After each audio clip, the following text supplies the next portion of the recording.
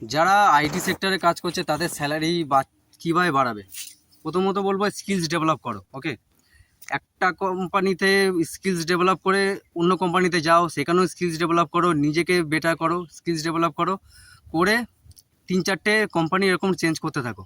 প্রতি 6 মাস 1 বছর মতো চেঞ্জ করতে থাকো স্কিলস ডেভেলপ করতে। যত তুমি স্কিলস ডেভেলপ করো তত তোমার ভ্যালু বাড়বে, যত তোমার ভ্যালু বাড়বে তত তোমার ডিমান্ড বাড়বে, যত তোমার ডিমান্ড বাড়বে তত তোমার প্যাকেজ বাড়বে। তুমি একটা এক্সাম্পল দেখে নাও।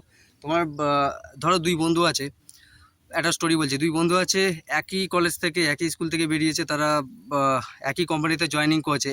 একটা বন্ধু আছে সে ফিক্স মাইন্ডসেট, আর একটা বন্ধু আছে সে গ্রোথ মাইন্ডসেট। সেটা কীভাবে?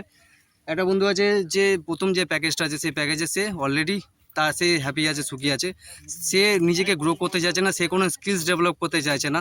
কিন্তু আরেক যে বন্ধু আছে সে স্কিলস ডেভেলপ করছে, সে নিজেকে বেটার করছে, সে বাস্তব সম্বন্ধে বোঝার চেষ্টা করছে, সে বিজনেস স্কিলসটা কীভাবে অপারেট করছে সেটাকে শেখার চেষ্টা করছে, সে টেকনিক্যাল বিষয়গুলো ভালোভাবে জানছে, ভবিষ্যতে হাওয়া কোন দিকে যাবে, কোন দিকে দুনিয়া এগোচ্ছে সেসব সম্বন্ধে সেই রিলেটেড তারা অ্যাওয়ারনেস আছে এবং সেই রিলেটেড স্কিলস ডেভেলপ করছে। যেমন এআই হোক বা অন্য কোনো ক্রিয়েটিভ ব্যাপার হোক, যে কোনো ব্যাপার হোক।